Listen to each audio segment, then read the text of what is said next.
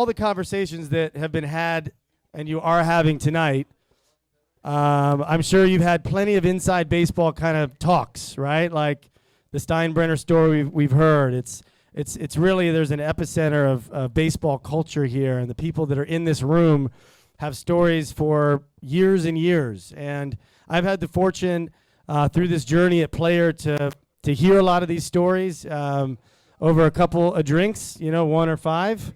But I think that it's very interesting and could be interesting to just share some inside baseball, as they call it, from some of these legends that are up here in front of the room, and both not only ambassadors but investors and players. So I want to know what's like the most defining moment that you felt in your career, Michael Hampton. Well, I don't know. Is this working? All right. Can you hear me? All right.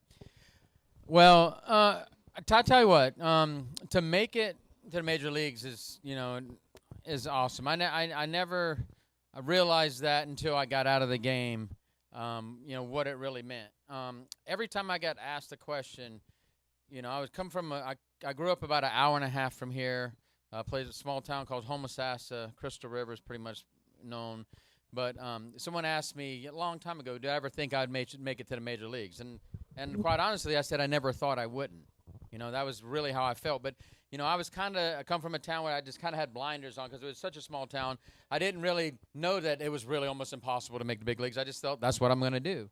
So starting out, as a young kid and being, having really no knowledge of the outside world, I think it was kind of a good thing for me, not knowing how big the world was and how hard it was to accomplish my goals and my dreams, because I just felt like, I was sheltered. I kind of felt that was what I was going to do. But being in the major leagues and making it is I think it's half the battle. Staying there is what really, really is your test. How long you can stay, how long you can compete.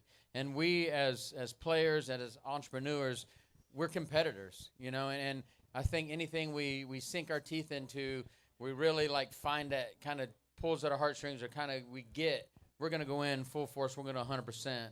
That's how we do things. Like, listen to Sori, listen to Alfonso, like listen to all these things. And one thing I always find out, when they get into something, it's going to be competitive. They're going to compete at it.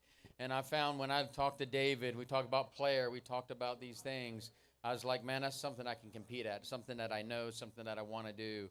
So when we had our meeting, for me, it was about that. It was about, this is something I can compete at. This is something that I know. This is something that is valuable. This is something that I think if we can all grow.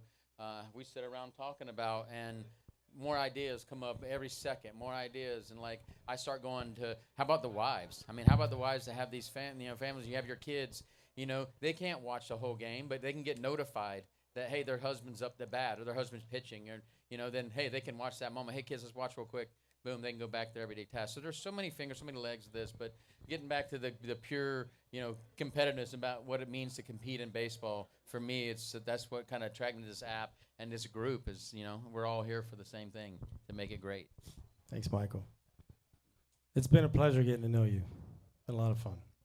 Sorry. Hola. Hola. ¿Cómo está, amigo? Bien, ¿y tú? Bien. Okay. Et tú, do you have a favorite moment in your career, storied career, 7-time All-Star, 40-40 club? I know it's got to be tough to have like the one moment. Un momento. Yeah. I want to say in Spanish. Y Leo traduce en inglés. Venir de República Dominicana,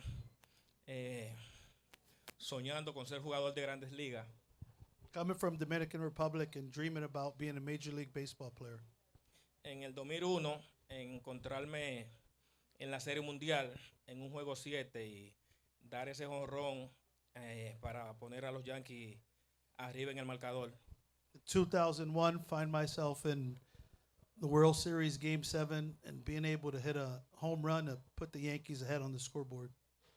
Eso fue uno de los mejores momentos. Yo creo que todos niños sueñan con ese momento. No ganamos la Serie Mundial, pero ese fue un sueño que tenía desde que era niño. That's a moment that I think every kid dreams of. We didn't win the World Series that year, but it still has as a kid, we all dream about hitting a home run in Game 7 of the World Series to put our teams ahead. Ese fue uno de los mejores momentos de mi carrera. That was one of the best moments of my career. Amazing, amazing. Yeah, I mean, that when you think about, growing up in Florida, growing up in the DR, focused on baseball, that's your mark, that's your mission, right? You see that shiny light, MLB, and to be able to be one of only 30,000 players, I think, ever since the beginning of baseball have ever made it to the majors. It's a remarkable statistic, and we're fortunate to have you on the team. I've got one more question. Before you start, let me share.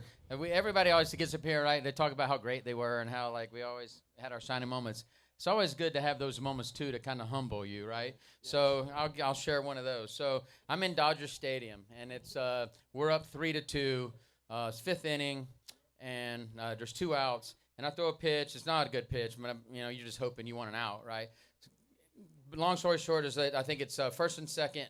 The guy comes in, scores, ties the game up. So I'm walking back from grabbing the ball from behind the catcher. The ball kind of got away. So as I'm walking back, I grab the ball and I go to throw it in my glove and I miss. I mean, it kind of catches off the pinky of my glove.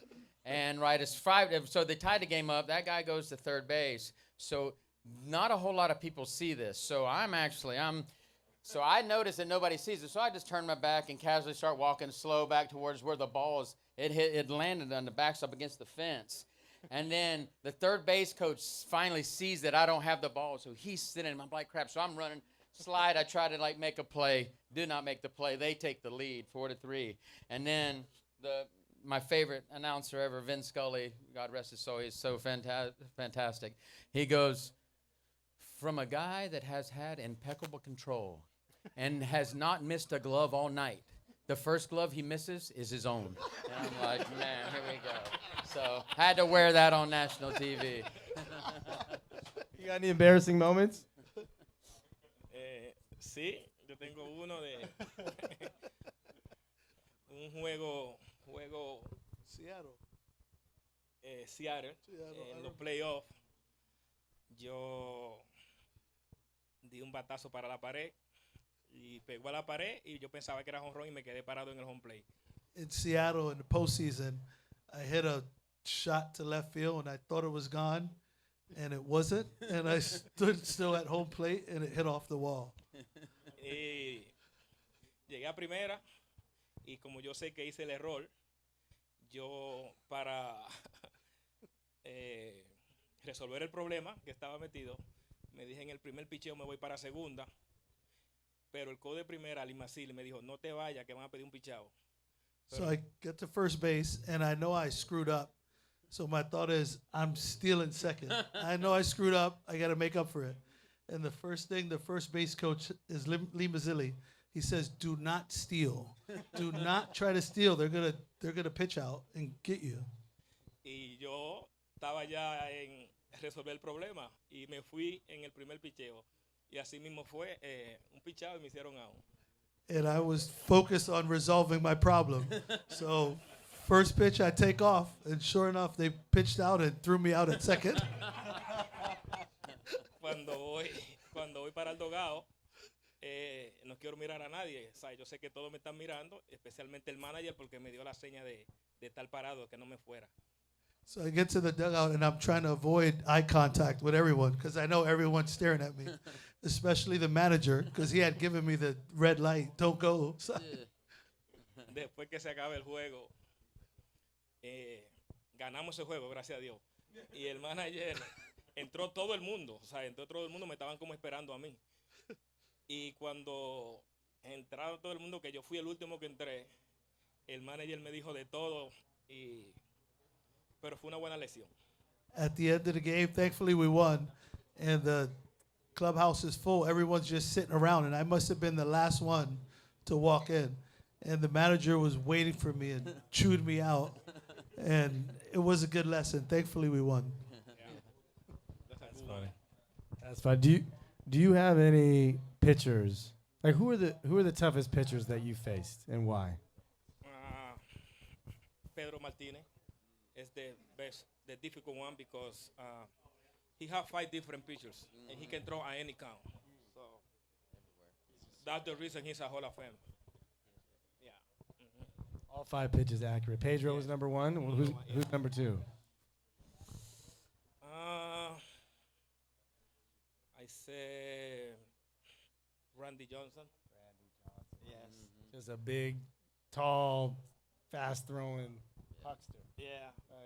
I think I pay you like maybe like 3 or 4 times. Yeah. You guys faced each other? Not much. Yeah. You guys remember those? We didn't play. No. Not. No home Luckily- runs. lucky- No home runs. lucky No for me. strikeouts. Yeah. Yeah, that worked out for me. Who was the I'm glad I toughest? didn't face that guy either. He'd have killed me. Yeah, no, he had a swing to kill me. Yeah. That's not good. That would have been good. What? Who are the toughest hitters that you faced? Man, well, Tony Gwynn, of course, he was just different. You know, wherever you pitched it, he was going to hit it. But honestly, Sean Green, like, he just had my number. That dude, I hit it. He hit 800 plus, I'm pretty sure.